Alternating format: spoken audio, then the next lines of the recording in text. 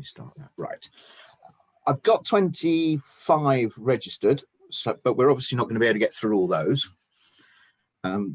Ones I've definitely got down at the moment is Hugh from BG Projects, Peter Osborne, who's in, I believe, Tom Broom, JS, who's there, Ben Draper's, I think, here, yes. Who else have we got? Well, I've got, as I say, a number more, but we'll play this as we normally do. It's a very relaxed event. We're here to help. This isn't a capital raising event, although there are a couple of guys on here who are potential angel investors. And don't take anything too much that we say to heart in any sense of criticism. If we're not here to criticize you, we're here to help you. So, Neil, sorry, it's Peter Osborne here. I just see I've got an issue with my camera, so I'm not a great start. So I'm just going to disappear and I'll come back in, hopefully with the more functioning camera. All right, cool. That's no problems. We've got 13, 14 in at the moment. We just give it a minute. Do you want to introduce yourself, Anthony, whilst we wait for a couple more to come in? And again, I'm sure. Yeah. All right. So hello, everyone. Hope you had a great long weekend. I'm Anthony from Seed Legals. So at Seed Legals, I think actually last week 45 rounds closed on Seed Legals, so that was quite amazing. Everyone trying to beat the end of tax year for SEIS and EIS, so my team were definitely kept busy. But it also means we see a lot of pitch decks and a lot of, usually when people do their advance assurance, they send a pitch deck, and sometimes people pitch me directly or ask for advice on their pitch deck. But it's on an event like this that my goal is to see how I can help people come up with better pitch decks and better pitches, because at least for the next few months, your pitches are going to be online. So in just a few minutes from me, ahead of listening to you, here are some quick thoughts. So when you're doing a pitch, whether it be 3 minutes or 5 minutes or longer, your goal is over the course of that period to tell a story to your investors. And the story, like a Hollywood drama, is going to want to get them to be part of your business, to give you money, to be part of your journey.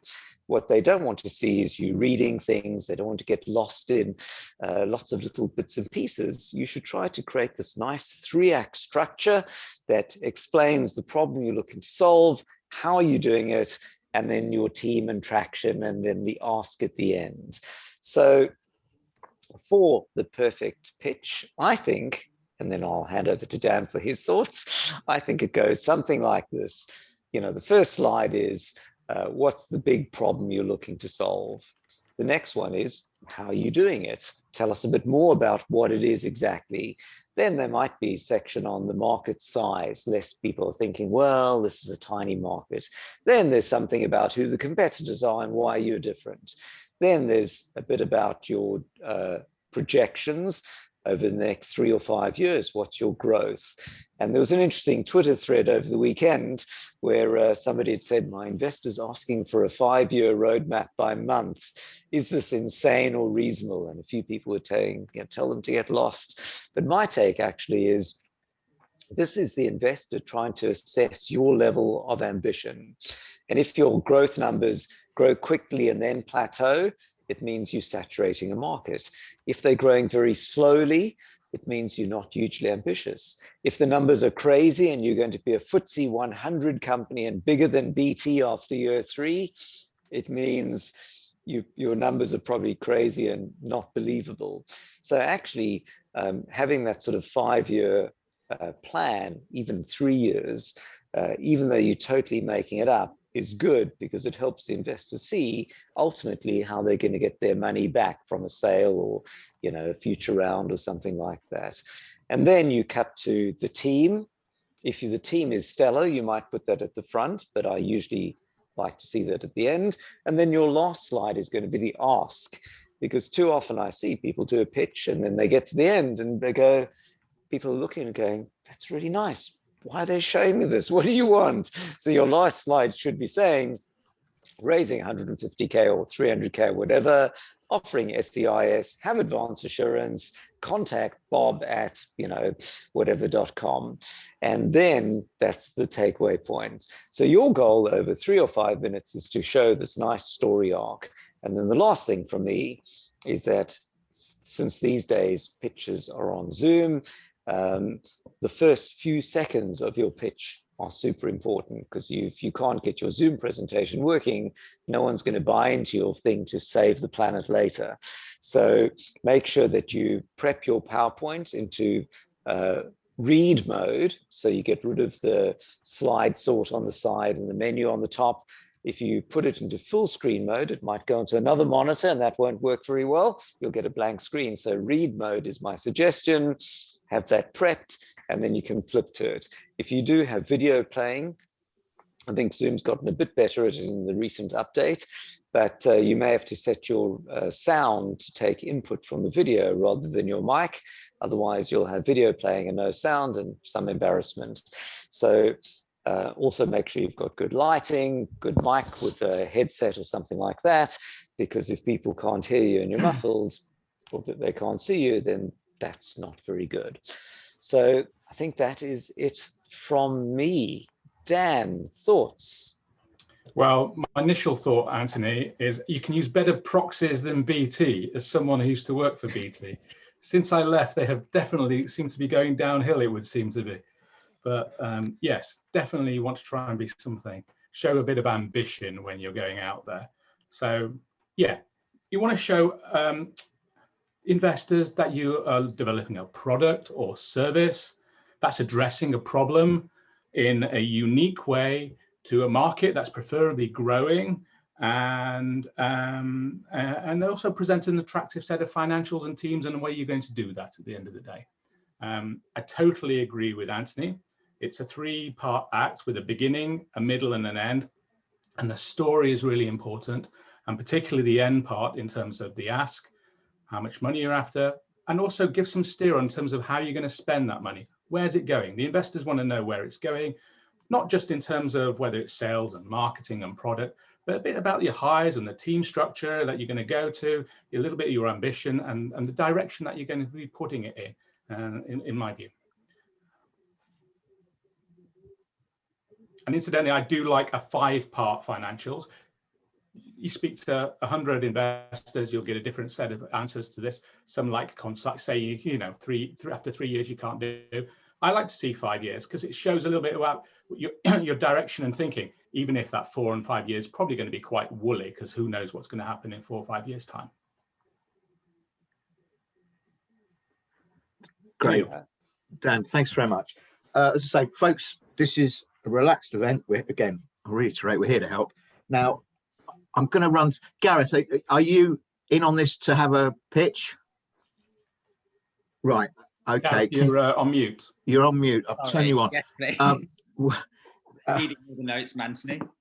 Yeah. Hi, Gareth.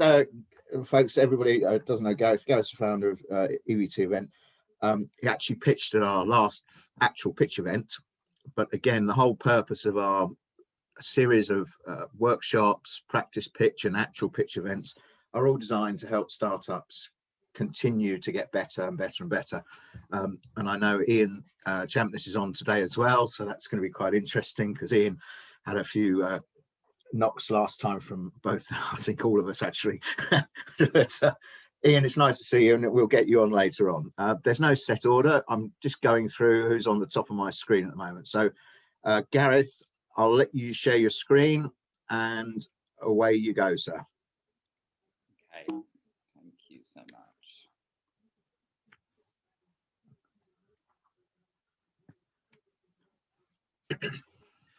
Okay, good morning, everybody. My name is Gareth, and I'm the founder of EVT Media, and we're a team of event professionals who are revolutionizing the way that clients are planning events. But before I tell you about that, let me take you on a journey. EVT Media is a leading event management agency, and we organize events for clients like Google for up to 4,000 people. I began my career as an event coordinator, moving up to operations director in Asia Pac, and then I started my business in Singapore before infiltrating in the US. I've lived in 7 international cities and have the privilege of working in 42 countries. Event planners today are suffering from the complexity of a fragmented industry where they need to use multiple platforms to plan events. Meet Gareth. He's overwhelmed by the amount of actions he needs to do. His team is cut from 10 to 2 and he spends hours planning, and he loses the company money due to stress. He also misses many family engagements as he's always away or on site. He's also worked in other agencies operating similar inefficient and outdated models where clients are overcharged and only proposed venues to suit the company's commission agreements. What we offer in events has changed, but how we plan them hasn't. To solve these events, we're building Eventi, a singular booking system to enable clients to design, budget, plan, and book their events, making event planning as easy as calling an Uber. Our mission is to empower planners to bring order to chaos by managing events through one singular platform. Here is how Eventi works. Our turnkey booking system will provide clients the ability to select event services to suit their requirements. They can manage their budget with flexible on-the-go budgeting. They'll be able to design their event with a shopping cart of event services. They'll be able to search and send inquiries to suppliers, and they'll be able to book and contract their event online. And finally, they'll be able to plan their event with our live chat virtual planners. What's in our secret sauce? It's our collaboration hub, our organic growth hacker, where we'll be spreading Eventi as you collaborate. Planners will never have to be in 5 places at once again. Let me tell you about the market. In 2019, it was valued at 1,135 billion and fell to 100 billion due to COVID. 2020 has had a 23% market growth for virtual, with more companies than ever expanding into the virtual events. However, we estimate it will take until 2027 until the growth will get back to where we used to be. What does this mean for our competitive landscape? There's plenty of room in the market now with less players due to COVID. Digital times also require a more modern, user-friendly and affordable experience not currently provided by any of our competitors. We will be first to market with an all-in-one solution actively displaying prices, with a user interface that delivers event services based on the client's budget, and a tracking tool streamlining virtual event planning, the first of its kind. Our pricing is fundamentally different based on the 3 simple event packages determined by the number of attendees, with an average event fee of 15 to 17K, 30% less than industry average. We'll also lock in partnerships, revenue commissions, and licensing fees. What makes us the right team? I know how to grow a profitable business and drive marketing and strategy to bring in event sales. Our head of operation, who is responsible for the event team, has 15 years operational experience in the industry. And our UX designer is a former hotel event director and will be producing our product. In the last 2 months, we've been developing the MVP alongside a traction first model. 3 out of 4 clients voted that they would be very interested in using Eventi. We've also pitched on live businesses and we're confirming business revenue for 2021. We also plan to white label the product, target prospective clients, and train their teams on how to use Eventi and the system, and we're having ongoing conversations. Today, we're seeking 150,000 in SESI funding to simply speed up the development of the product and our go-to-marketing strategy. We've also personally invested in the project ourselves, and we've also gone into multiple sectors of grants. Finally, we are determined to empower event planners to organize chaos from one singular platform and hopefully bring a few less rabbits out of their hat. If you're interested in joining our journey, we would love to hear from you. Thank you. All right. Gareth, thanks very much. Sorry, Anthony, carry on. I was about to say, Daniel, should I go first? Whichever, yeah. Really. All right, I'll grab first this time. All right, so Gareth, so thank you very much. So everyone, you know, it obviously takes something to hop on a call and pitch like that. So I think, Gareth, your pitch ticked all the boxes for the things I had mentioned. I think you whiz through things quite quickly, and the challenge was whizzing through it is it loses the drama and the pathos, because just when someone's trying to focus on a slide, the next one comes up. And it felt, I know that Dan's going to say this, that because he's picks up on that, is that it felt a bit like it was being read rather than presented. And I think every pitch always needs to feel that that's the first, and well, not the first, but I mean, that everyone is special, that it should never feel a bit rote-like. So I think on the presentation, maybe a few slides fewer, a bit more drama to it. I think the key thing missing is I'm not sure you explained exactly who the audience was and what types of events these are. Are these online concerts? Is this, weddings?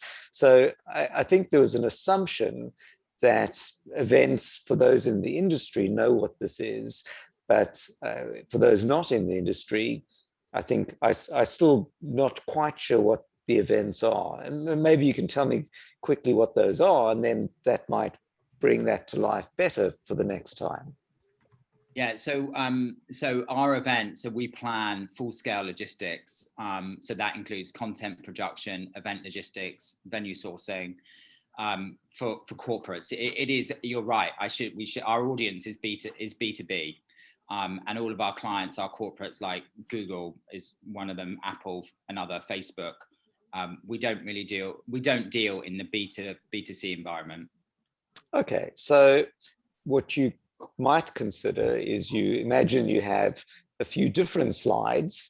Instead of maybe showing the features that you've got, you show it as a story. So there's Bob from, you either get the permission of a company, of a customer, or make up some large company, fictitious one. Bob from whatever is charged with doing the company's event. This year it's going to be online, or however it's going to be. Previously he would have Google search whatever. Now he goes, or she goes, to Eventi, and it will help them find the venue, the band, the barbecue, the presenter, Dara Brain is the compare, whatever it's going to be, all of these, and the typical cost is going to be £15,000, which is going to be 30% less than wherever else. And suddenly, by showing some lifestyle shots of someone at a computer and people at an event and so on, then people put themselves in the place of your customer and go, oh, great, that's amazing. So you really want the investor to be seeing this as a customer themselves. And by the way, it may also be that every investor you present to is also going to actually be looking to do events themselves, or have other companies they've invested in. So you might take it's a great example of your investor may also either be a customer or part of networking. So that's one thing. And then the last technical point for me is, you mentioned white labeling. And that, I think, throws a slight side ball, whichever, which is, you may take the investor on a sidetrack about whether white labeling is good or bad. And if the problem with white labeling is you don't build up your own brand, and then you have your licensees driving you with KPIs and SLAs and not wanting you to update things. So I'd be cautious about throwing in the white label line. It might raise more questions than it solves. Dan. Thanks, Anthony. Thank you. Yeah, so, I mean, it was a great pitch, okay? So you did pick up all the key points, I think. And it did kind of read a bit of like a checklist at times, but on the whole, I thought it was a great pitch. Yes, the pace. So Gareth, tell me, how long did you think you took to do the pitch? Let's make this interactive. 4:50, 4:45? Actually, just over 4:30, 4:35. You had the time to breathe. Particularly at the beginning, it was just a little bit too rushed, and you were just feeling like you were on that roller coaster that Anthony picked up. So you've got the time, and the pace of presentation just needs to be a little bit slowed down. Yeah, type of events really needs clarifying. I think if you hadn't said Google at the beginning, I would have been lost, but it still wasn't very clear.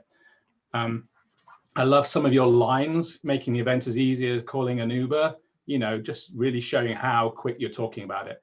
I love the fact that you showed actually the online experience that you're going with your slides. But though it was a little bit, again, rushed, so to speak. So I think Anthony's idea, which hadn't occurred to me, of using personas to kind of do that experience, is actually a really neat idea, and actually is another, you could use those imagery as well to kind of give a little bit of a story about what's going on and show the customer experience. You showed some nice traction. You showed the team. Often I think the team is just kind of a bit cursory for young startups. Actually, you've got a really strong team, I think, or fairly strong team.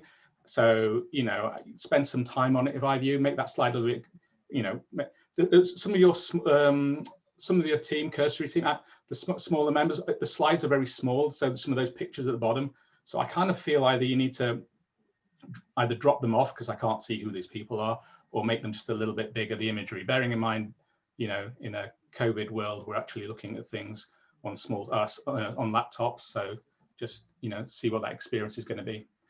For me, the pricing didn't work, and I was trying to think why. And I think it's because it's a list of its pricing, and and investors might not be familiar with the event world apart from being an attendee. And I think therefore showing a return on investment, or how this compares to the market, would be maybe beneficiary, I think. Other than that, really liked it. Oh, by the way, the fact you showed some skin in it, always investors like that. Great, thank you so much, guys. Yeah, really appreciate it. Definitely. Just one comment, Gareth. Maybe I missed it, but because it was a bit quick. But at the end, we had the ask, but what was the offer? 150,000 was the ask. Yeah, I'd say the offer though. So I give you 150 grand. What do I get on what valuation and such like? Yeah, to be honest, we hadn't put that in. That's I have got to pick that up. But it's a 10%. It's a 10% equity. You see, some people won't agree with me. Some people will agree with me. But I look at lots of pitch decks and pitches, and in a way, it opens up the floor, because that would be my first question. Yeah. And on a pitch, it's slightly different to sending out a pitch deck, but because you've got the ability to answer questions online, as you had last week. So maybe you do leave it out of the pitch, the actual physical pitch, to make somebody ask a question. Okay, fine. You're asking 150. What are you offering? I don't know. Anthony, what's your view on that, or Dan? Can you want to see on that as well? Dan, you want to see what you're spending the money with. That's important to me. Yeah, but also what if you're asking 150 and it turns out you're offering 0.02% of the company valued at 50, 60 million or 15, 20 million, whatever it might be, I think it's Anthony, go on, please. Yeah, you're dying to say something. My take is, when you're sending out pitch decks, my preference is to not put the valuation in, because otherwise you have different people seeing different valuations as you change with time. But on a pitch like this, I think it makes sense to, if your dilution and valuation is reasonable, you might well want to mention it. So in this case, if you're raising 150K and you're giving 10%, you can run the numbers and you can add with $1 million or whatever plus valuation. And that seems about right. Had you said 3 million, you'd have raised questions, but I think you seem pretty much spot on for a 1.35 mil valuation, pre-money, always mention pre-money. And then I think with that particular number, you'd probably have satisfied people that sounds about right. It's possible investors go, well, it's a couple of 100K more than we would have thought. But I think in this particular case, adding it at the end is a reasonable ask for this online pitch. Yeah.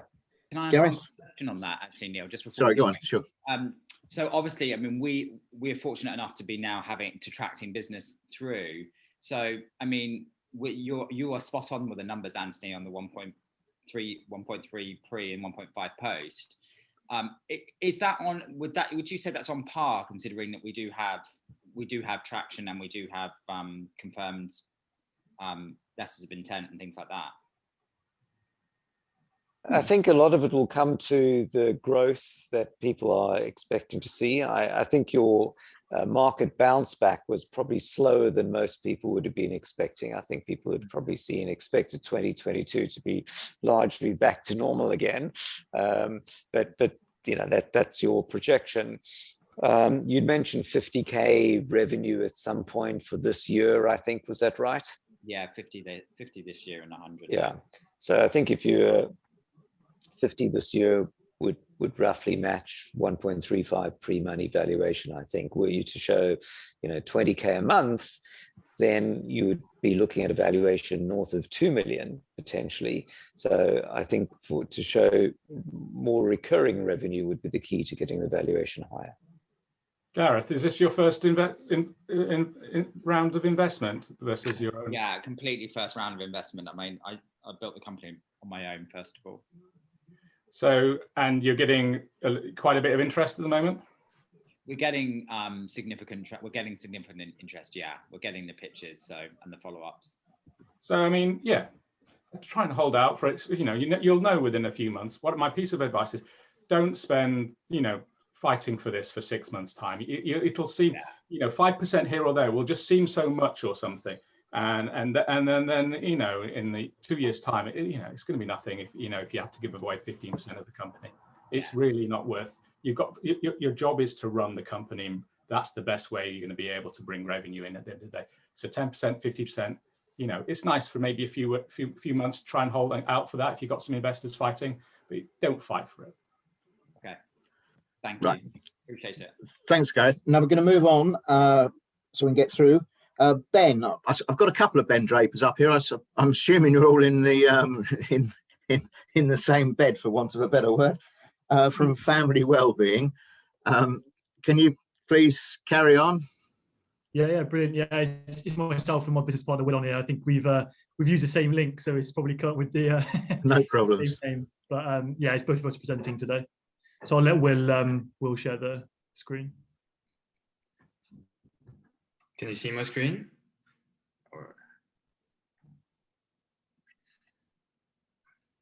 Can you see my screen, guys? Yeah, we can see it, mate. Go for it. Perfectly. Yeah, for some reason it's not full screen, but that should do the job. Okay, perfect. What if achieving better family health could be made super fun and simple? Okay, it's not letting me change. Can start. Okay, I'll start again. What if achieving better family health could be made super fun and simple? During our market research, we talked to over 500 parents, including a mum called Sarah, who works full-time and has 2 children called Ella and Lucas, as you can see here. What we found was that Sarah finds it really challenging to implement healthy habits within their routine, in addition to all other responsibilities. And secondly, Ella and Lucas often find healthy habits to be boring and uninteresting. And while there are many great solutions for individuals to keep healthy, there's nothing to specifically help Sarah's family improve their well-being in an enjoyable and convenient way. From a statistical perspective, these problems have contributed to the fact that there are currently 160 million obese children globally. 50% of mental health problems are established by the age of 14, which is really concerning for Ella and Lucas. And 48% of all parents don't feel like they're getting the support they need when feeling stressed, which further demonstrates the opportunity for solutions to help. So that's why I wanted to provide families like Sarah's the best tool to help them achieve their desired health and happiness in a really fun and simple way. Unlike any other app available, we provide family-specific content covering all 3 fundamental elements of well-being, which is exercise, nutrition, and mental health. We combine these very convenient activities with gamification through their own animated avatars, motivating them along the way, allowing them to earn rewards and have this really friendly competition. And this is a game concept which Ella and Lucas absolutely loves and has proven to really engage them. So let's take a look as to why specifically Sarah and her family love our app. Well, now her family has the convenience of having activities to improve all aspects of her well-being. She doesn't have to worry about what to do with the children, as she has a huge variety of activities right at her fingertips at all times. Not only that, but very importantly, the experience is very fun and motivating, truly engaging Ella and Lucas. And lastly, it's all super easy and fun to use. So you may be now thinking, well, what about the competition? I want to emphasize that the rest of the market players within the health app sector either solely focus on individuals, such as Calm, or the apps within the family sector, such as Family 5 and Change for Life, do not help families improve their overall well-being. And this is precisely where we differentiate, through providing a large variety of family-specific activities and the very fun, simple, and engaging experience we provide through the gamification. And we've achieved so much in just the past 12 months. In May 2020, we ran a successful crowdfunding campaign demonstrating the social desire for the concept. Over the summer, we created our MVP and then tested this with over 200 early adopting families, continuously iterating the product. In October, we won the UK Young Innovator Award. And then shortly after, we soft launched our MVP onto the app stores to start gathering some customer feedback. And despite it being just a prototype, we already have paying customers and a very healthy conversion rate, demonstrating the potential and scalability the app has. And this is just some of the amazing feedback we've had from families so far, showing us that our solution is really solving a problem. And of course, these families are not alone in facing these problems. According to the UN, there are over 1.2 billion people who fit into our total market, which is families of young children in developed countries. But first, we'll focus on our very specific targeted audience of roughly 19 million to establish the product here first and then expand into the wider markets. So you might be thinking, great idea, but how are you going to make money from this? Well, it's a subscription-based app, charging the fees you can see here on the screen. And this fee is based upon competitors, but also our own market research that we've done. And these are the marketing channels that we are using and will continue to develop to reach our targeted audience. And there is also opportunity for B2B revenue stream as well from organizations such as schools and social enterprises who have already expressed interest. So with just our MVP, we have paying users and great feedback, proving the concept on a smaller scale and demonstrating a clear path to the projections on this slide. With more resources, we can take this idea that has proven itself with a few hundred families and get into the hands of millions. William and I have a background in finance with a deep passion for health and wellness, and this combination of knowledge has allowed us to achieve what we have today and shows the great potential of this team. But we know we can't do it alone, so sought out help and advice from relevant fields of expertise. We want to learn and are always open to taking on new thoughts and ideas. So after bootstrapping between co-founders to get to this point, we're now looking to raise private investment to really develop and scale the app. The investment will be spent on the product development, allowing us to move over full-time, a marketing campaign, and building out our team. Thank you very much for listening, and we welcome any questions that you have.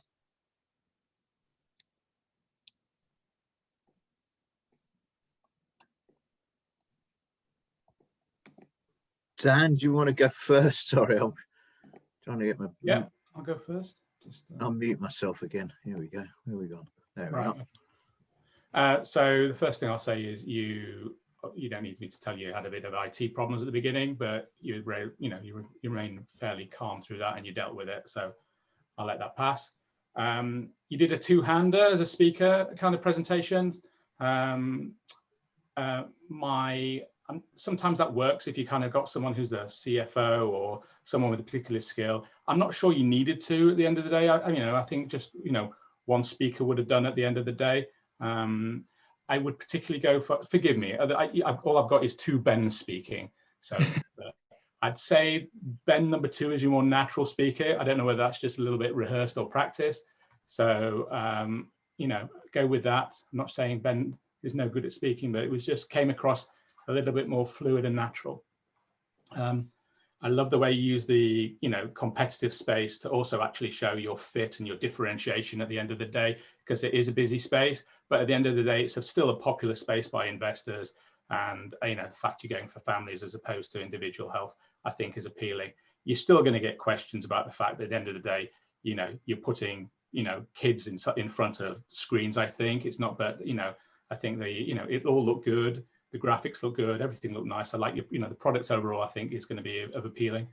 Just coming back to my notes on the Ben number 1. By the way, you read the stuff on the product. I guess what would be useful to know is the target age that you're going for, because families is obviously a relatively broad brush. So you might want to just say your user profile is that all families or is that young families? I'm guessing younger, given that you've got your product is fairly targeted, given the user interface and stuff. you. Yeah, I guess I'd like to know when your Kickstarter was fully funded is great. I guess how much you raised would be quite useful, I think, at the end of the day. Nice to see that you got some traction, and your revenue streams was also quite good, and that you have SCIS is going to be a big plus. But overall, I thought it was quite a good pitch, and I just think you need to practice and practice and practice, and I think it'll be quite good. Yeah. All right. Thank you very much. Yeah, this is one of the first few times we've done it, so I think definitely needs to be rehearsed. So just to confirm, then, when you say Ben won, sorry, that was Will who pitched first, and I did the second half. So you'd say Will was sort of better pitch. Your second speaker in the second half was the more natural speaker, in my opinion, as I felt you were reading from it, which and at the end of the day, I would just go with one of you at the end of the day. So, okay. But obviously it makes sense if you can both do the pitch, so you can be, spread yourself out when you're doing pitching at the end of the day, because I'm afraid it is about kissing a lot of frogs at the end of the day. Okay, thank you. Just one quick question before Anthony says something. Right at the end, you said something about allowing you to go like full time. Or did I misunderstand that? So at the moment. Yeah, no, maybe there's a better way of explaining it. So at the moment, being an early stage startup, we've both got part-time jobs just to keep the lights on. So part of the funding would be to basically help us, move over full-time to the job. Yeah, as a potential investor, red flag. Yeah, okay. You're gonna have. I picked it up because, I do listen, and there are certain buzzwords, call them what you like, red alerts that just go, hang on a minute. So you're raising money to fund yourself so you don't have to work for somebody else to do what you want to do. And that, to me, is a no-no. So you're going to have to work a way of... It happens in startup. Either not saying it or working around and that. And sorry, just a final point again, and the same as the first, the raise against the...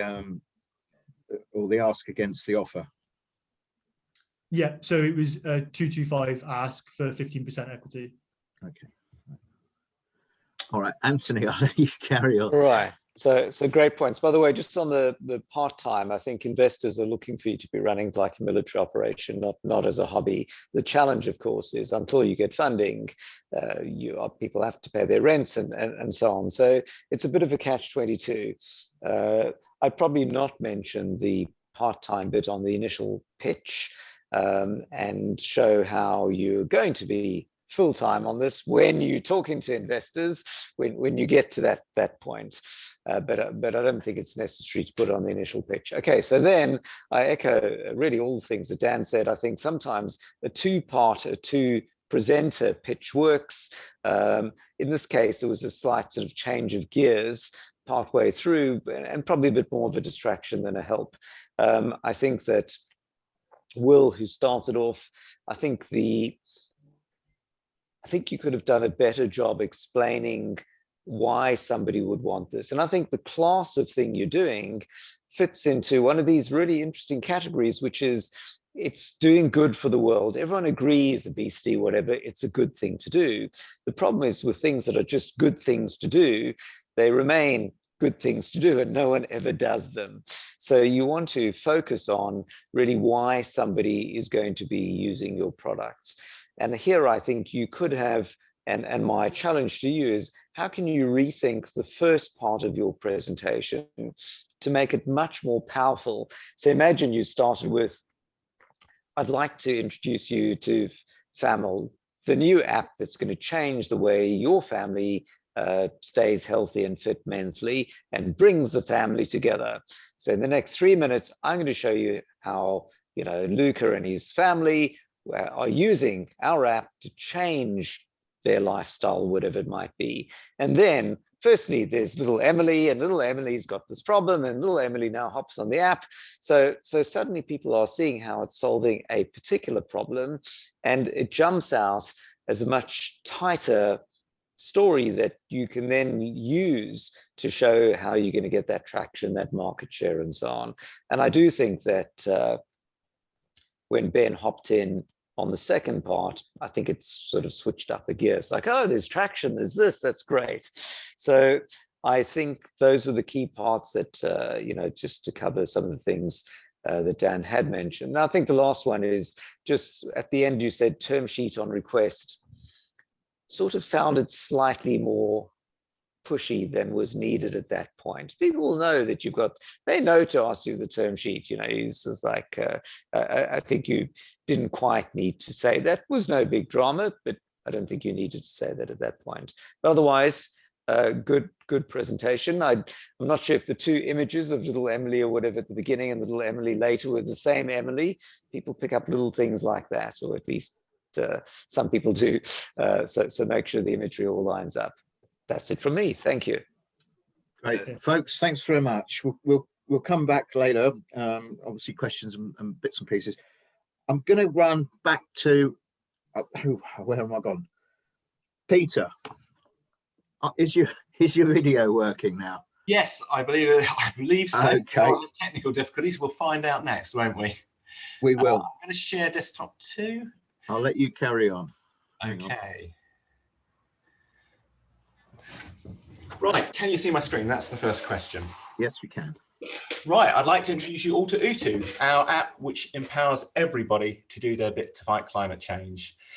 I'm the founder and CEO of Utu. I'm Peter. I've got a background across environmental science, sustainability, and most recently I've been working 20 years in web development and SaaS app development, which sort of gives me the skills and background I think we need to drive something forward. So Utu is a project that started with a 10-and-a-half-year-old boy, my son Will, who said to me one day, "You'll die of old age, but what I'm going to die of is climate change." And that was something that kind of broke my heart and suggested that I really needed to stop what I was doing and start developing Utu. Because the point is, although we all feel overwhelmed by climate change and 50% of Britons think it could end the human race, small changes can make a big difference. And I like to think about this picture in reverse. So if we can all just avoid one disposable coffee cup, the impact on the planet is amazing. We avoid 7 billion cups going to landfill. And that is the philosophy behind Utu. Utu is an app which helps us make the small changes that have a big impact. Utu is motivational, so we use the philosophy behind Fitbit and Strava to encourage people to do more to reduce their carbon footprint, because we know people want to reduce their carbon footprint. They just don't always know how. And we do this through relevant green challenges. And when I say relevant, I mean things that relate to our everyday life, particularly in mobility, in diet and energy use. And Utu is informative, so it also doesn't just tell us what to do, it tells us why those changes are important. And the key point really behind all of it is that Utu is social, because saving the planet is something that can feel very lonely. So we bring people together to make a community online, all acting together in one way. Now, the competitive landscape really is across 3 different areas. So there are finance-focused apps like Duconomy and Kogo. There's offset-based apps, which are all about planting trees but carrying on as normal. And then in the middle, where Utu is, there's the challenge-based apps, which are about changing behavior. And as you can see, it's quite a crowded market space. So why do we think we're different? We sit at the junction of having science-based challenges. So I use my scientific background. We've looked at the impact all these things will have. So we know we're asking people to do things that will make a real difference. We educate people and we advocate how people can work together to do this. We've got a real viral sense of pulling people onto the platform. And we realize that on its own, individual change is not going to save the planet. So we're all about enabling community action as well, whether that's petitions, local activities, forcing corporations and governments to make the changes we can't. And the other way we're different is we've actually thought about how we're going to fund ourselves, how the business itself will be sustainable, because lots of green apps seem to have no real basis or revenue behind them. So our revenue is going to come from users switching utilities, from product sales that support the actions that we're asking people to take within the app. We're providing an easy way for them to get reusable bottles, keep cups. We want to work with partners who offer things like oat milk to help people subscribe to products and services that will make it very easy to do good for the planet. And as we get to year 1, we'll have a corpus of data on both on impacts of different environmental activities and on the actions people want to take. So we know that 18.2 million people in the UK believe climate change could end the human race. We know that 3.4 million have already switched to a green tariff, but there's a big market there still. So our year one target is 25k users, and we believe that over 5 years that we have forecasts for, we will grow to be 500,000 people. To date, we've completed the wireframing and impact database for Utu. We have a clickable prototype that we've taken to user trials, had very positive feedback about. So after we've launched our initial product, we are going to launch a product for companies and then Utu for kids, because we think kids are a great untapped market for this. They're the ones that are going to drive change in the parents. So what are we asking for? We're asking for 150,000 for 15% equity on an SEIS basis.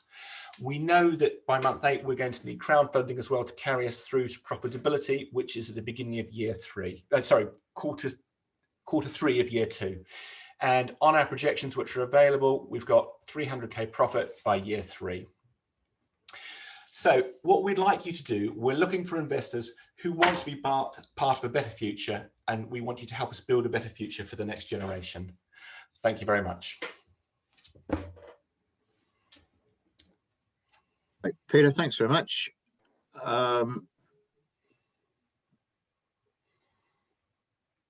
Where have we gone? Anthony, you'll go first. Hey, Peter, your video is still not there, by the way. So we got a picture-in-picture of you instead of video, so minor technical thing. So firstly, on the presentation, that was delightful. It was wonderfully natural. It was almost like just a chat rather than a presentation. I thought that was awesome. You obviously are hugely confident in what you're doing. It sounds almost like, you know, whether you get investment or not is actually neither here nor there. So that comes across as both a good and a bad. The good is super confident founder who's just, you know, picked up something. Sounds like you've independently wealthy, having fun and doing something that's good. The challenge for that is, does it cross from being a fun personal hobby to being, you know, laser focused in being investable? And there are a few cues there on the, it may be a good, as I mentioned earlier. The challenge is when there's something that's a good, we all agree it's a good, but how do you show that it's something that people will actually want and that it's investable? And I think when you got to your revenue stream slide, it was, you know, in my mind, and I'm guessing many others, at that point in the presentation, you're going, this is all very well, but how are you going to make money? And then I think your revenue stream slide sort of says, there are probably a few ways. We haven't really figured it out yet, but we will figure it out. Right. And of course, that's great. But if you're asking for money now, then that is a bit of a stretch. I think the other thing is on the ask slide, it was complicated. Okay. So you're going to be two-timing in a sense, which is, I want money now, but then I'm going to go look for crowdfunding later. Yeah, no, I did wonder whether I should be upfront about that now, or whether that's something to leave for later. I would definitely suggest leaving it for later, because everyone knows all startups need to raise investment later. It's unless magically your first round will fund your business forever. So it's only a matter of time, and you don't really know how much time you're going to need. I think it begs the question, which is, if your funding round takes, you know, 3 or 4 months, then it starts getting close to your crowd round. And what's the valuation of the crowd round? And, you know, what if the crowd round doesn't work? And you said you needed that money to get to profitability, but you can't raise the crowd. Then you're telling people you can't. So I don't think it was necessary to do that. Money, isn't it? So I think that was, I think the challenges there are quite a few apps in the sustainability space, from you know, reusing food through to, you know, cutting emissions and things like that. And so how do you clearly pick a reason why people want to use yours, and you know, how it gets funded? And I think the social piece, which you mentioned briefly, is good. If you can gamify that, that's great. I think you might do more on the competition side to show how you are different and maybe more the specific opportunity there. Right. So hope Thank that's you. helpful. Yeah. That's really interesting that your perception was that it was kind of irrelevant if I got funding or not, because actually that couldn't be further from the truth.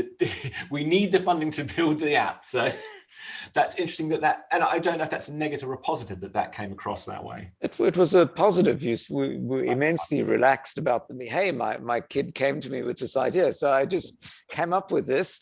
Right. And you know, if it gets funded, great. If not, I'll keep funding it. We'll see how we go. You know. Fine. Thank you, Anthony. Thanks for your feedback. All right, Dan. Thanks, Anthony. So yeah, the pace was super casual. For me, you know, it definitely was not like a lot of presentations which kind of have a beat to it, have a bit of momentum to it. It was a bit like you're sat there, you know, in a chair. Some investors will like it, the fact that you're a bit, you know, straightforward and honest, you know, they get a feel for what the real Peter is. Others may kind of, you know, expect a more traditional presentation. I think, for me, I think for a more formal pitch, I would like to see something with you don't have to go on full on formal, but a little bit more of momentum.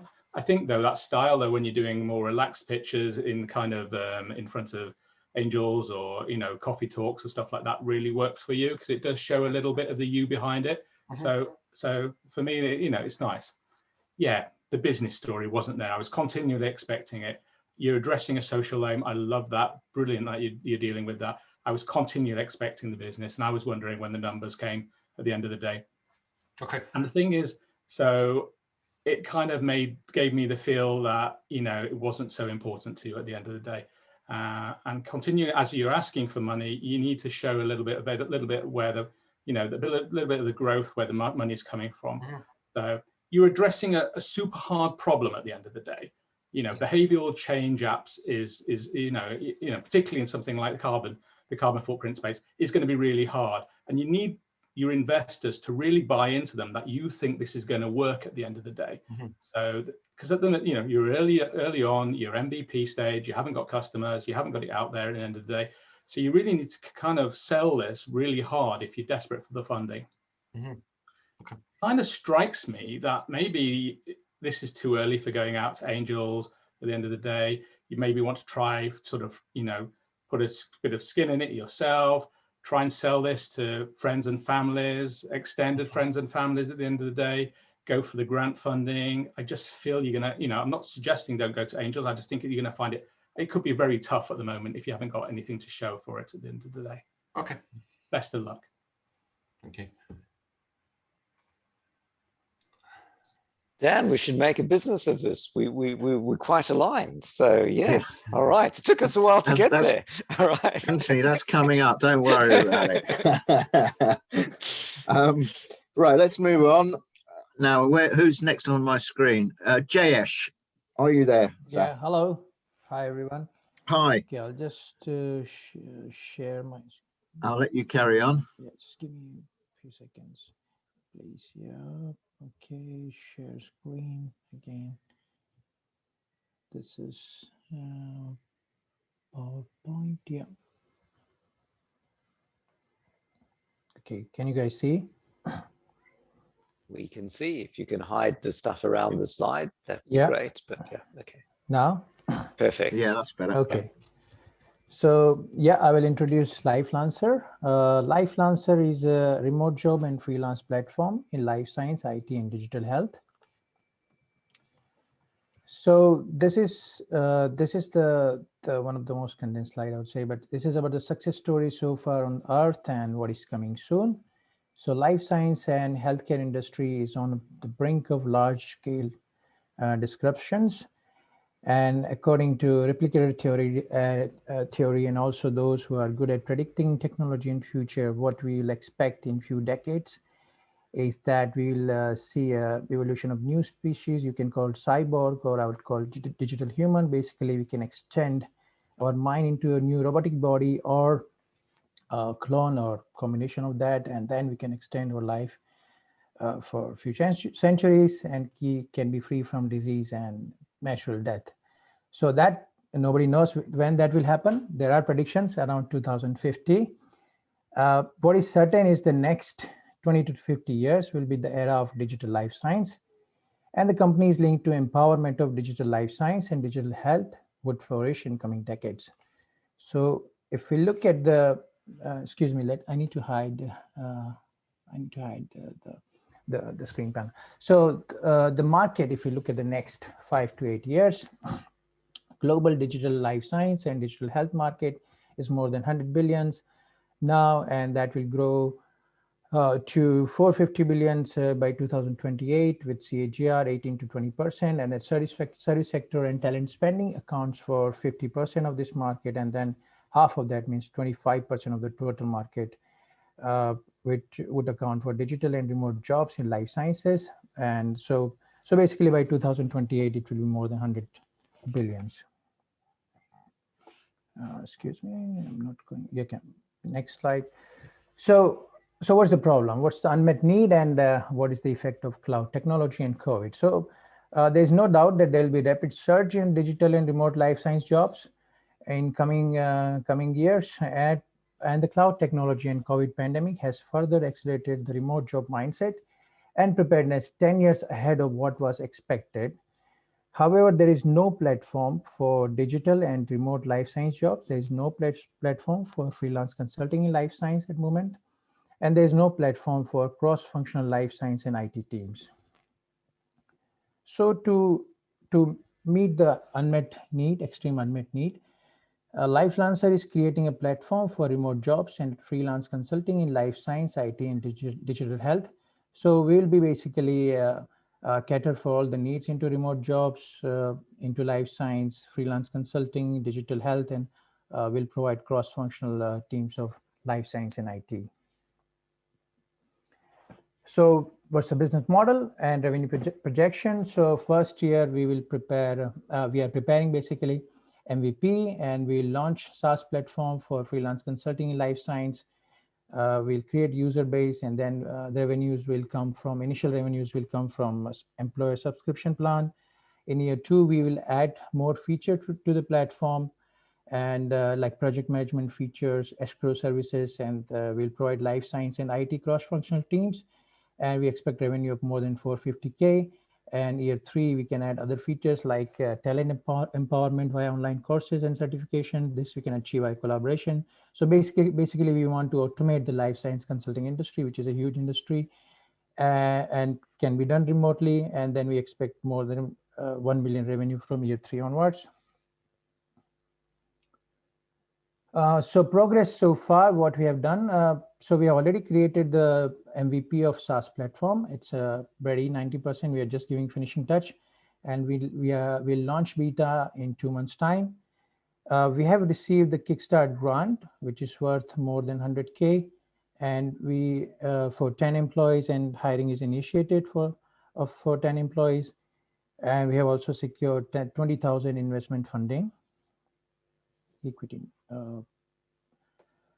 So market validation and competitors. So this kind of market is already validated. There are many generalist platform out there, but none of them is focused into life science and healthcare. So we are coming up with a platform which is focused into life science and healthcare, and also will be focused on scientific consulting part, and click on many boxes which other platform do not cater for, and the market will be global. So the team, I'm the CEO and the founder of the LifeLancer. I have PhD in medical science with 15 years of experience into healthcare, biotech, and pharma. In last job, I was consulting to top-ranking pharma like Pfizer, AstraZeneca, onto their multi-million-dollar products. I have background, a very good background from top-ranking institutions in the world. For example, Indian Institute of Technology, the Google CEO Sundar Pichai come from that institute. Karolinska Institute, which decides the Nobel Prize. So my PhD boss was the chairman of the Nobel Committee, which is a committee of 50 professors who decides the Nobel Prize in medicine. The company CTO is my brother.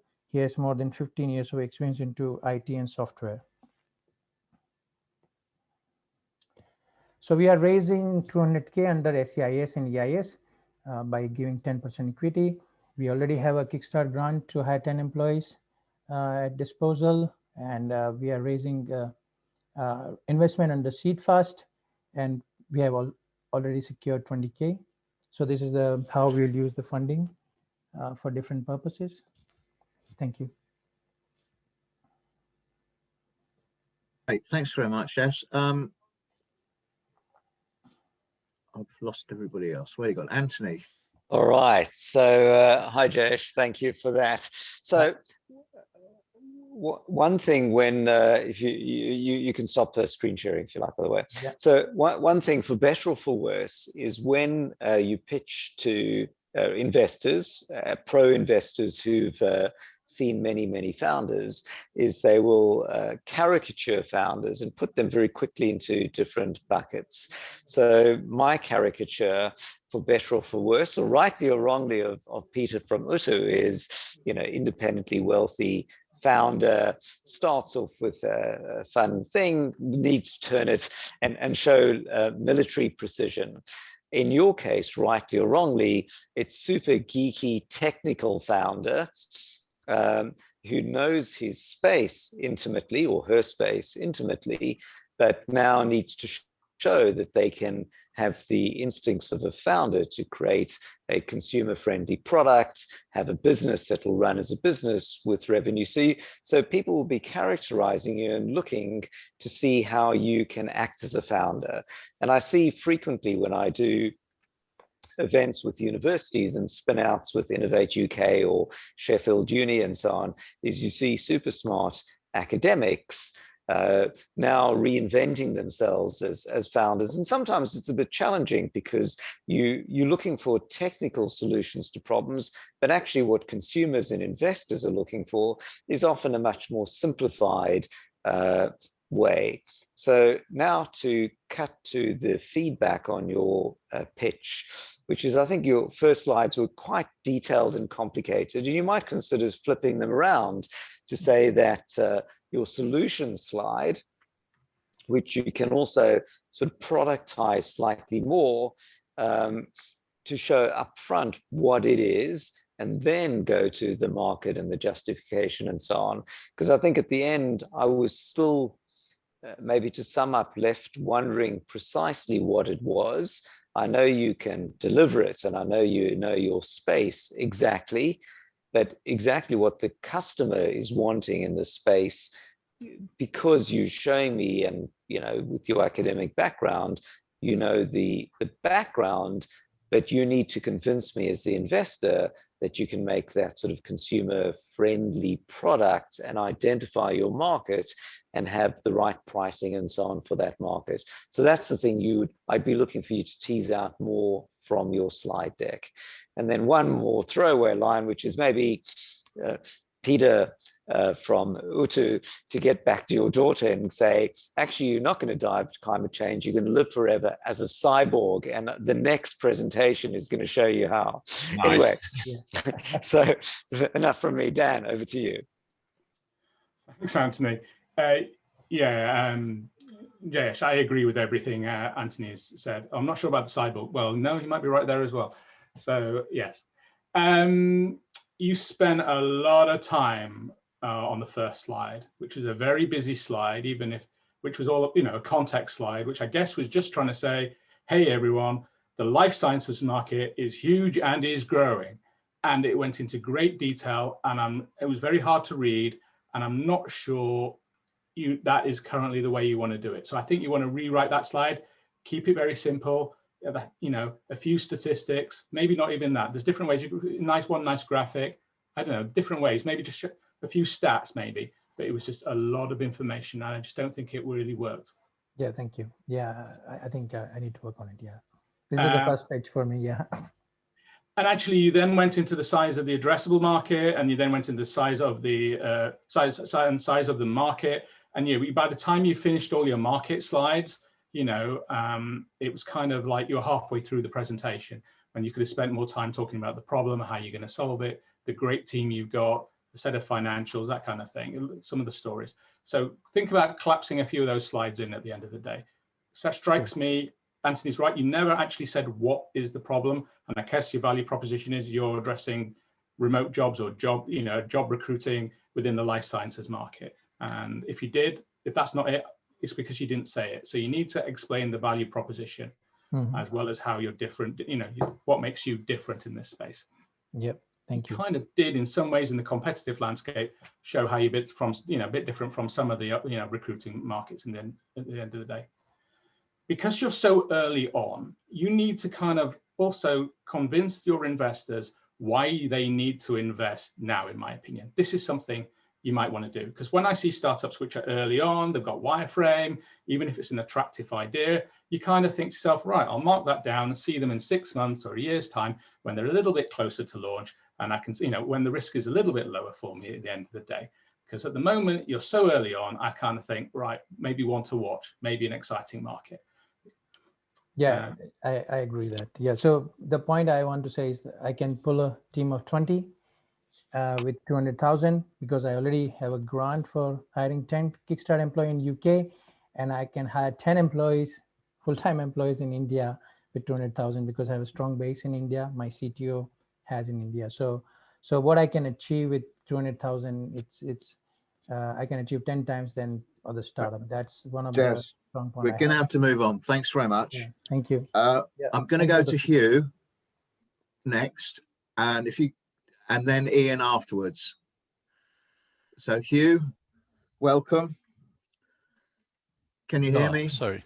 Yeah, I can hear you. Sorry, I just messed that one up. That's okay. Getting so clever with the technology.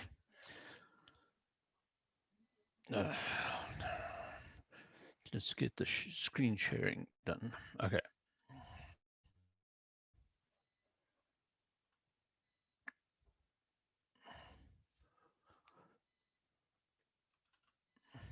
Hello, everyone. I'd like to introduce you to Coca Frutas Mozambique. And we're not advancing. Let's try another one. There we go. I can't see everything on the slide.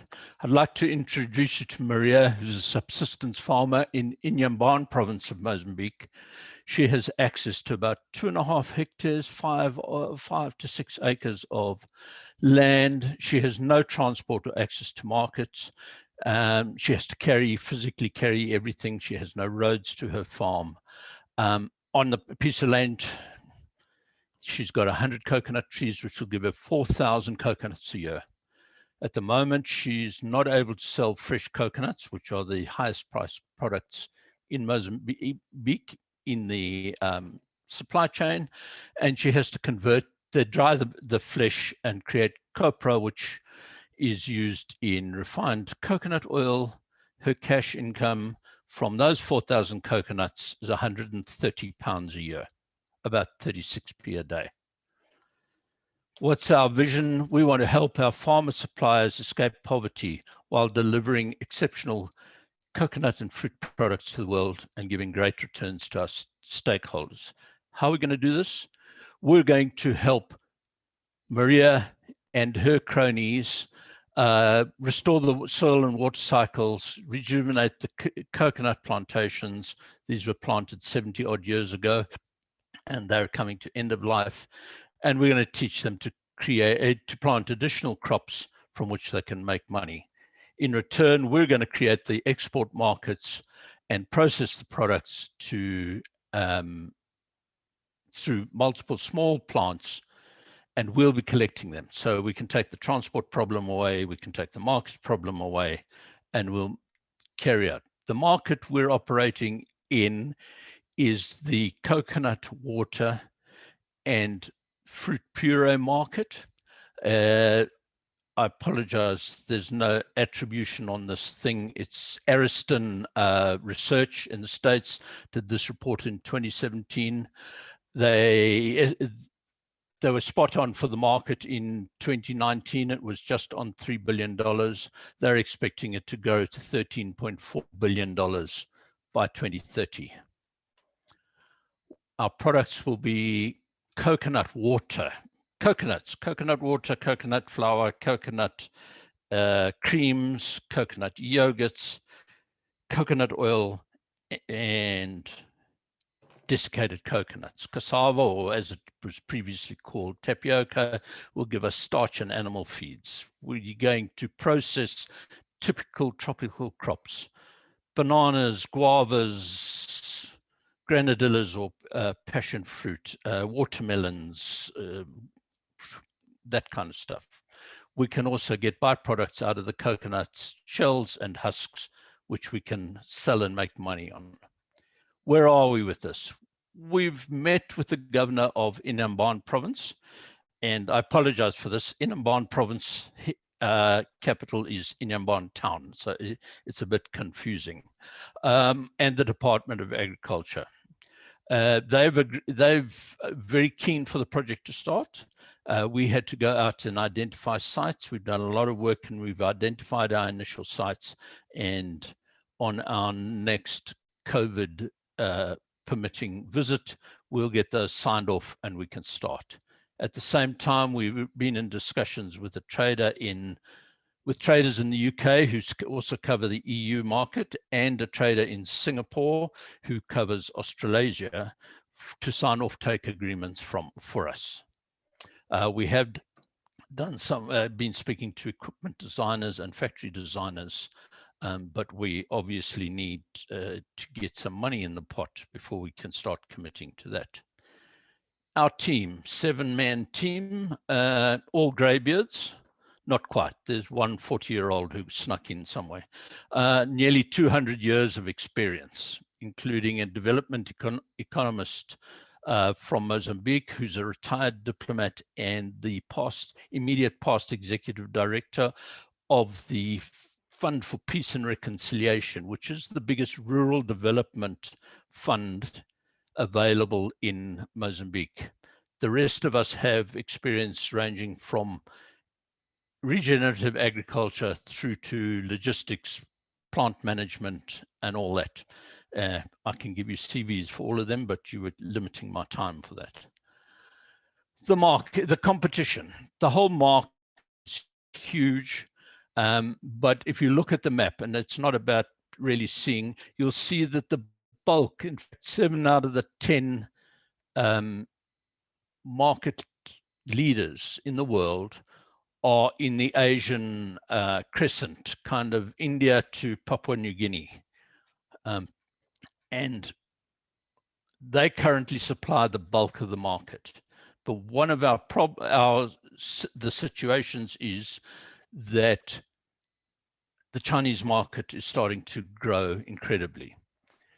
Our competitors include Coca Frutas, based in the States, Zico, based in the States, formerly a part of Coca-Cola, but in January was sold back to its founder, and Coconut Merchants in the UK.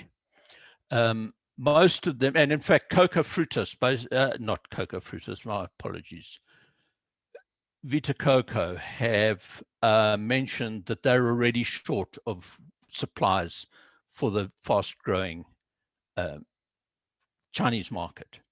And I can see a diversion of those people in the crescent from supplying around the world to them having to work their butts off just to supply China, which kind of leaves EU and Europe empty, ripe for takeover, shall we say.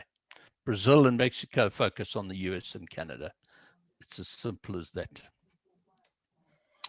Our financials, we're short on time here. Can you rush this one through, please? You're going over. Yes, sure. Net sales and revenue growing from 3 million in 2022 to 96 million in 2030. Cash flow positive from day one. We're raising 450,000 in equity to build our first factory, and we're offering up to 1.5 million shares, which is 15% at 30p each, fully diluted.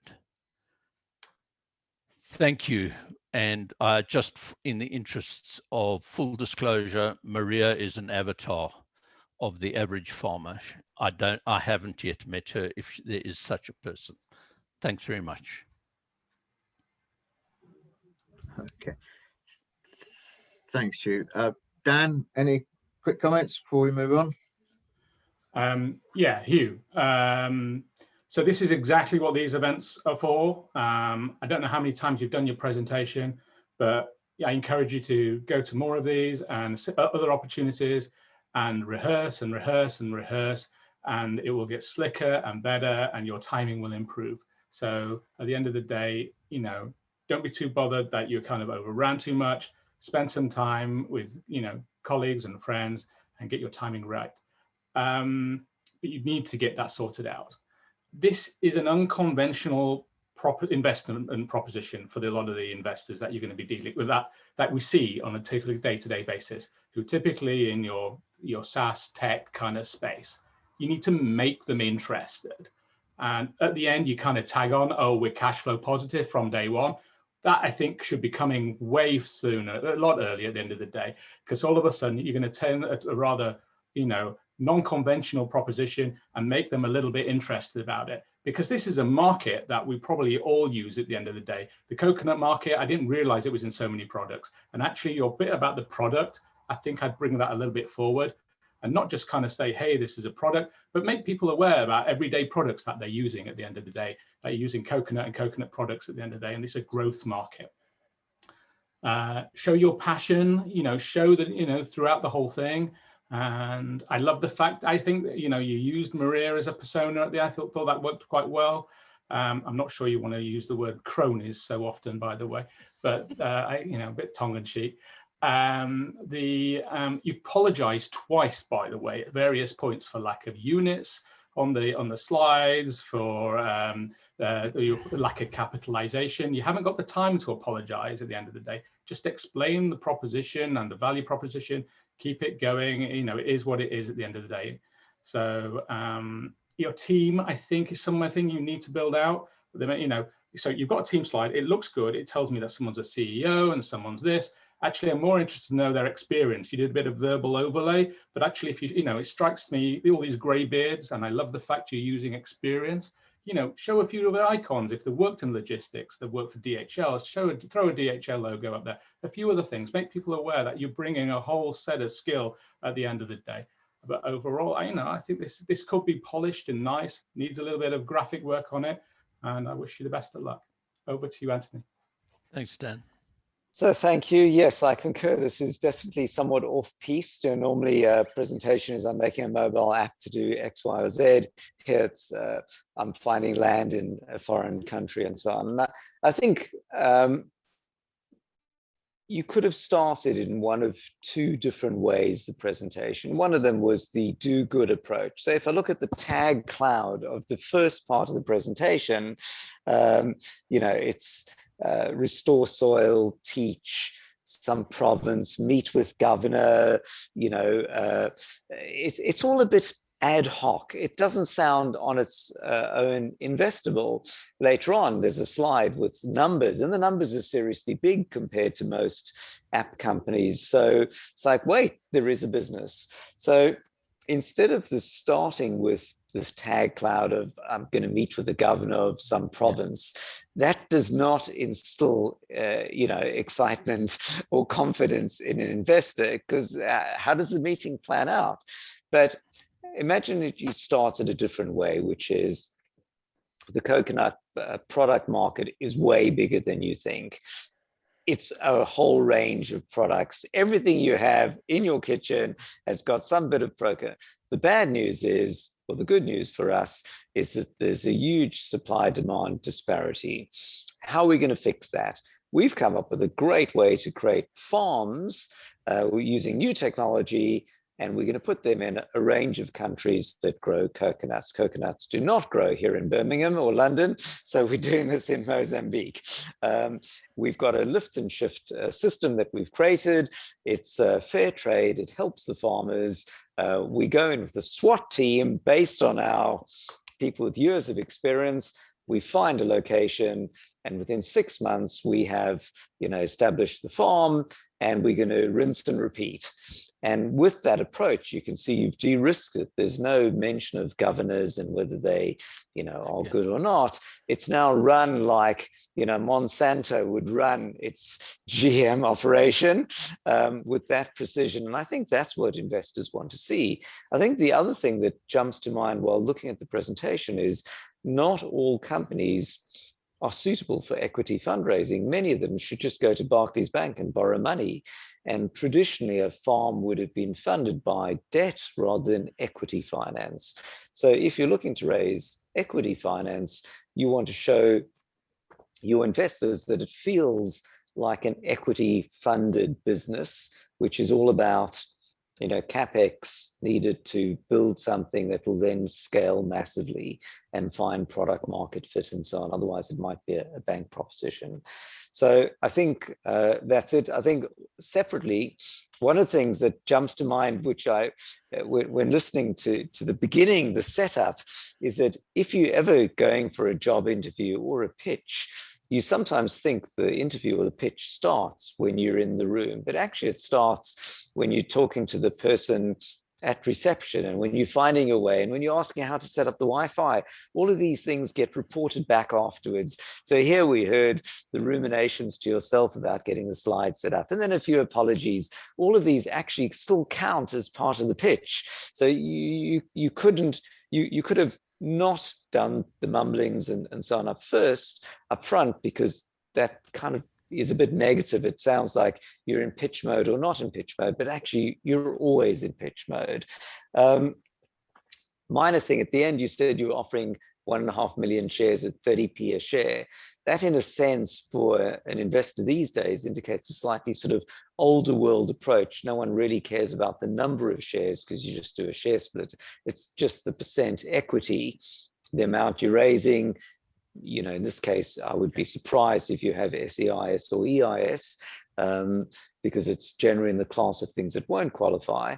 But so all of which is to say, how can you take what seems to be a great business and business idea and package it so it sounds very much more like the class of things investors would hear on a standard pitch, and removes the things that they wouldn't hear. And then, as Dan says, if you present yourself a few times and listen to a few more, very quickly this will morph into something that's way more focused and investable, I think.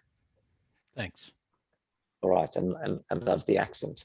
All right. Yeah. Well, we have chatted before. So. Exactly, yes. All right. So cool. Thanks a lot. Let's move on. Ian, are you there, sir? Are you ready? You're on mute. You need to unmute yourself.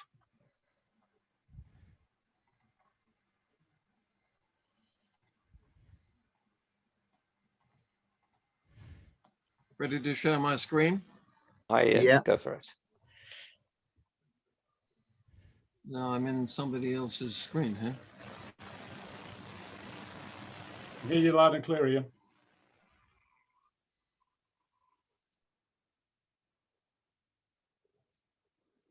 Sorry, I'm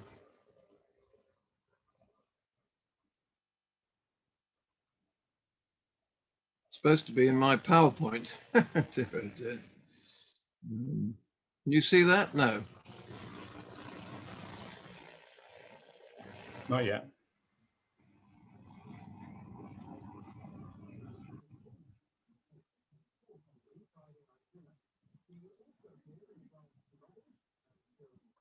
Do you want us to come back? Sorry, yes, Ian? I thought I was else. straight into my PowerPoint, but I don't seem to be. I'm just confused here. I need to close a few things down. Sorry. All right, let's move on. We'll come back to you. Who have we got there? Is Philip there?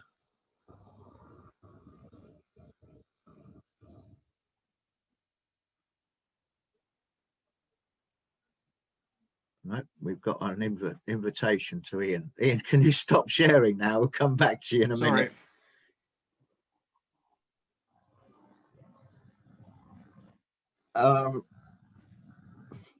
Jeff Francis, are you there?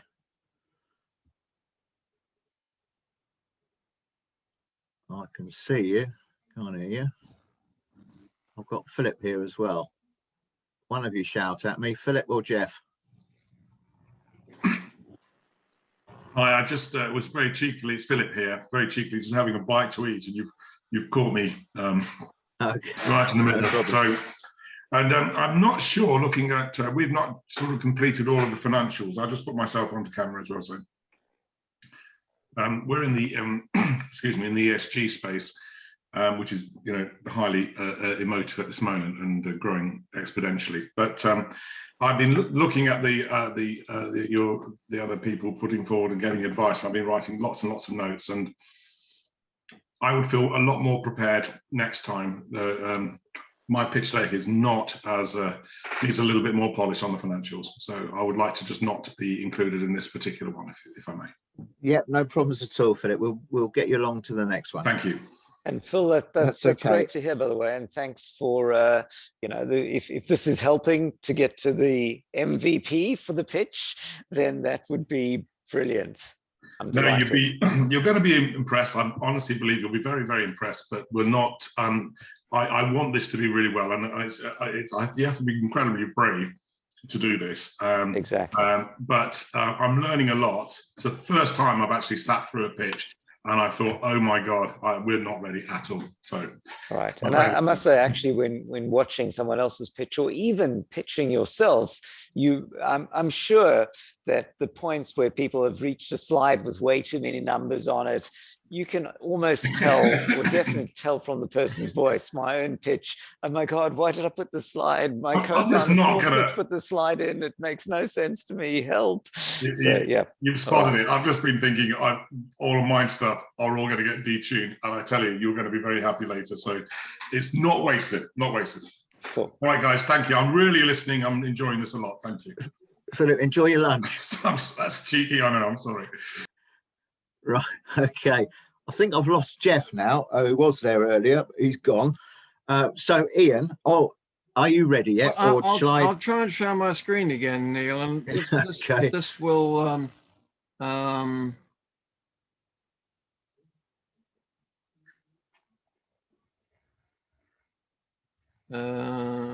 yes. We can see your screen now, Ian. Yeah, you can see my screen, but... right, go to view. I'm in the wrong view. Just down the bottom in the red section below, just to the right of comments, the next one across from the 4 squares, the next, you hit that one. No, not that one. No, not that one. The one to the left of that.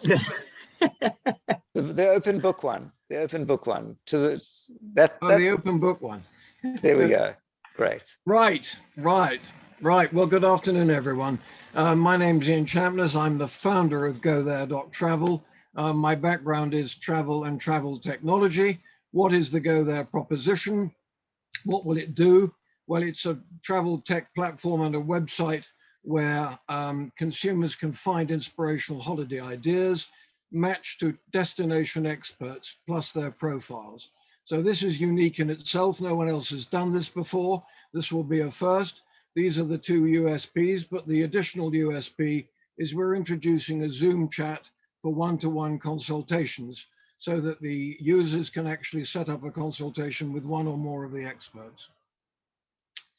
So what's the opportunity by here? What could we do? Well, our aim is to become the travel checker trade for agents and consumers. And GoThere could change the future of holiday search for consumers and lead generation for travel agents. So what others are saying, let's look at the issues first of all for the consumer. Lots of press comments in the last couple of years about how stressful consumers find and time consuming the process of looking for holidays. And what is clear is that the majority of travel websites do not solve the consumer's primary objective, what I want for a holiday. Take a moment to read here what Google is saying, what they said in 2019. Because this is really what we want to do. We want to build a platform that makes it easier for consumers to find expert agents with destination and product knowledge who can personally recommend itineraries, operators to match their budget. So what are the issues for the travel agents? Well, the perennial problem for all travel agents is finding new customers at an affordable cost. New customer acquisition is one of their biggest marketing overheads. It accounts for up to 1/3 of their commission. And as you can see from this slide, the Google CPC costs keep going up and the returns keep coming down. The conversion rate is as low as 1%.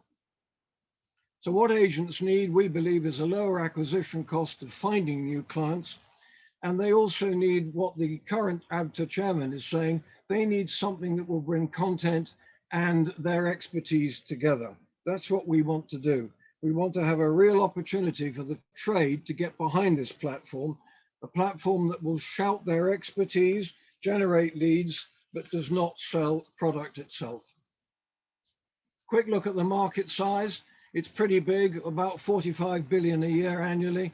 The two key points on this slide that I wanted just to draw attention to, it's 9 million of those holidays who are booking package holidays are still sold through travel agents. People are choosing to use travel agents, and it's a big scalable market. There are over 59,000 sales agents working in retail branches, or increasingly a number of home workers, of which there are an estimated now 6,500. So what's our solution? Well, our solution is to develop a platform that delivers on this particular strapline. And our strapline is find your holiday and discover your travel experiences by using the experience of agents on this platform. Come back a bit in terms of what the website will do. You can find destinations and experiences by a search, or you can actually look for inspiration. The results come up with destination information and uniquely relevant expert agents with detailed knowledge of that particular destination. So let's come back just a little bit on the USPs. Nobody else has done anything that brings in relevant experts where you can set up a Zoom conversation or you can watch their 1-minute presentations. So we're using video as a key presentation opportunity here, as well as the opportunity to see individual 1-minute overviews from the agents. So I'm taking this from a Google research paper a couple of years ago. There's a gap in the market for a 24/7 online travel agent, and that's what we're trying to build here. Our commercial model, our revenue streams are recurring monthly subscriptions at around about £50 per month. And the key primary lead generation is a Zoom charge per Zoom consultation set up. We'll start this at £12.50. That will grow in the next 2 or 3 years to up to £25, £30, with the average booking value at around £7,000 for a high-end holiday. That is a very low cost of sale if 1 in 5 of our leads would convert into a booking. The next 3 years, we want to build up from 150 agents in this particular next 6 months that I'm trying to get before the funding round. And by the year 2000, we want to have 2,000 agents actually signed up paying us money. Who's in the team? Well, myself, my background is travel technology. With my partners, we built a software company building reservation systems for tour operators. We had over 100 tour operators. We sold that a good few years ago now to our main competitors. Our turnover was 10 million a year. We were making $1 million a year profit. I want to build a team with an advisory board. I've already got Noel Josephidis, who's the past chairman of ABTA, and he likes the idea. I met with the current chairman of ABTA, Alistair Rowland, pre-COVID, and he thinks that the concept and idea of selling something that is not product, but is expertise is unique. So I want to reapproach him shortly and get him on board.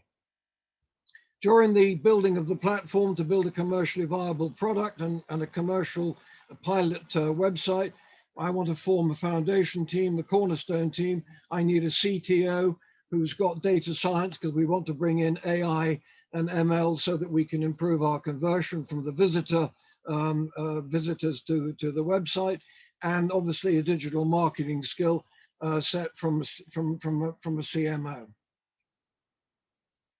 So we're looking for pre-seed funding of 150. That's the ask. We would like to look at giving a dilution of 10% for this. Where will this money be spent? Well, over the next 9 months, we'll build the tech platform. It's quite complicated, a lot of coding involved for the algorithms, add some destination content, but also to start sales and marketing to the agent sector. So in conclusion, this is what we believe we could be. And as far as our aim, we want to be the travels checker trade for agents and consumers. Full business plan, detailed 3-year projections, not 5, I'm afraid, Dan, but Q&A and all those other details. We've built, where are we now? We've actually built a demo website. But if you want more details on this, please just let me know and I'll be delighted to send them. Thank you for listening. Ian, thanks very much indeed. Anthony, off you go, sir. So, hey, Ian. So after a slightly shaky start, that was a really great presentation. So thank you. You clearly know your sector. You're passionate about it. So I think a couple of things that came to mind. You know, more generically, and I always like to look at the generic piece, both because I liked it and also for others listening in. So whenever you're looking at, an investor is looking at a presentation, for me, I'm thinking, what's the most difficult problem the founder needs to solve? And in some cases, it's, can they build it? In other cases, can they fund it? Can they find a team? Do they know what they're talking about? So in your case, my guess is, you know, you can fund it, you can build it, you know your area. I guess the key things were about that sort of perfect product market fit. What exactly are people looking for? Because it's actually quite a busy space, maybe not exactly what you're looking for. And I love the idea, but peripherally. So I completely agree with the proposition, which is finding a holiday is a pain. The number of times I've wanted to go on holiday, not in the last year, and have given up after an hour messing around, being unable. It's like, dude, I can fly to wherever in less time than it takes me to pick where I'm going to go. So I agree with it. So there are a number of people, of course, coming up with interesting propositions. Cheeky.com emails you, or at least did, every week with his 3 places you can go and so on. So I like the idea that you're coming with from a particular angle. And it reminds me of almost Mr. and Mrs. Smith in its old days of content, which then led to elsewhere. So now come the challenges, which is noisy space. How do you cut through that noise? I like the Zoom presentation. I'm not sure it will survive for long, that the agents don't start selling things themselves, or you say you don't fulfill, but that's a separate piece. I think for me, maybe the key thing that jumped out is you've shown me the problem space, you've shown me the opportunity. I think I'd like to see a bit more on the execution as part of the pitch deck. And for me, that is, what exactly is it? How will the Zoom things work? I think if I wanted to go to Florence and I could instantly have a Zoom call with somebody who is an expert and even pay them, and they're going to tell me in 10 minutes, that hotel's being refurbished, don't waste your time. This one's rubbish, they're building next door. This one's great. And I felt that their advice was impartial and they were getting paid more than, you know, the £12 for the time on the call. That would sound good. You may find the business morphs into something like local booking agents, but you know, that's your business. But yes, overall, no problems establishing the size of the market. In a sense, perfect timing, because I see many startups now on pitches saying we're using the next few months to build out the products, because later on in the year, everyone's going to be going on holiday again, or in some number of months' time. So that's perfect. And the last bit from me is I'd probably lose the ML and the AI bit, because you've said at the end, which was a bit of a downer, you're looking for 150K. There's a lot of difficult stuff to build. Those two statements don't sit well with each other. So if you're looking for £2 million and there's a lot of difficult stuff to build, those go well together. But if you're looking for 150K, the next sentence should be, based on that, we can build a simple initial launch proposition that will have, you know, video with a few agents, no machine learning or AI. And with that simple proposition, we can prove the hypothesis and make money, and then, you know, look to grow from there. So that was my feedback. Thank you. Thank you. Hi, Ian. We meet again. We do, Dan. This time I have a deck. Yes, you do. And yeah, it's nice to see you grow, and it's nice to see, you know, how things have changed. So, you know, yeah, overall, you know, it's a nice story you got there. I totally concur with what Anthony said. I think if this is all about, you know, at the end of the day, this is all about agents, who is really your client at the end of the day. It needs to come in earlier, or you need to mention it in terms of what, you know, when you say what is the proposition, you kind of, you know, search results match to destinations. You need to kind of mention that this is going to be helping agents at the end of the day, because it kind of comes in a lot later. And so for rightly or wrongly, I'm not sure, you know, I don't know if that'd be interesting strategic conversation, whether agents is the correct way to go. But it's certainly, I totally concur with the problem as well. Again, a little bit, all to me came down to execution. So what kind of things am I searching for? You know, am I looking for cottages, or is it, you know, am I looking for multi-trips? You know, what can it do and what can't it do, or some idea, maybe a little bit of, so maybe show an experience or something. Because, and I guess the other thing about the solution, I kept on thinking to myself, I know the problem, I know, but does the solution, does your solution work at the end of the day? You're so early, you know, this thing about the Zooms and everything else, I was a little sure, you know, is it going to work? What's the platform going to be like? I had more questions than I had answers at the end of the day. So overall, polished it through it. It was, you know, a good overall presentation at the end of the day. Thank you. I didn't deliberately, because of the time constraints, because I'm never noted for my brevity, I didn't bring in competitors, because not to make the assumption we haven't got any. There are thousands of websites out there, as I think I said last time, but people might think, oh, is this a Google? We're not trying to compete with Google. Google's a search engine. We want to go one step further than Google by bringing the two key parties together in one search. Is it a TripAdvisor? Well, TripAdvisor has some similarity to the commercial model in that there's a referral charge, but TripAdvisor also promote destinations, but they really promote hotels. And I think what Dan and I are both saying is, I think as the investor, even a few screenshots showing what it is would solve a lot of problems. And also then seeing what is, I mean, even for you, you don't know what the sweet spot will be, right? It might turn out it morphs into something else very quickly, or the model is slightly different. So what I would be encouraging is to figure out the least amount of time and money to spend to have something that you can test, because we all start with a hypothesis, and sometimes it needs a huge amount of investment to have anything. But sometimes, in many cases, you want to test it as early as possible so it can morph. And I think that will win the investors pounds faster than showing something much more complicated for longer term. Even if it's a mock-up here, that would make it real, I think, for the person who's watching at the end of the day. Well, I've already got 4 agents who have presented for 1 minute on Sydney, but I didn't particularly want to bring it in because it would take too much time. We're looking at the high-end market here. We're not looking at Europe, where you'll do it yourself and EasyJet and Booking.com. We're looking at the high average market of around 7K.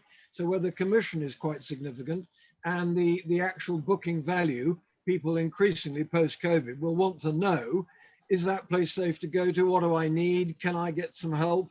So I think all those of bringing in the agent's experience is part of the key thing there. So, but I'll take it on board. I'll do some Just one other thing, looking through my notes, you use a lot of you use a lot of image taken from photos of newspapers at the end of the day to show stats. They were whizzing it, and this didn't strike me as, you know, 2021 at the end of the day, or as much as I appreciate people still do read newspapers.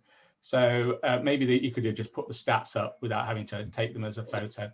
And all the animated text flying in. I don't think it was so much that I was animated. It was flying across the screen, and you haven't got those, the overall per page much time for each one to be in. So just think that play around with the different styling of whether different kinds of animation, or whether you needed it at all at the end of the day.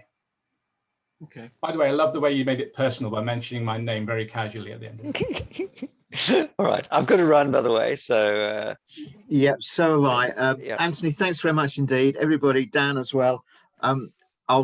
We've recorded this, so I'll send out the link to the YouTube recording later.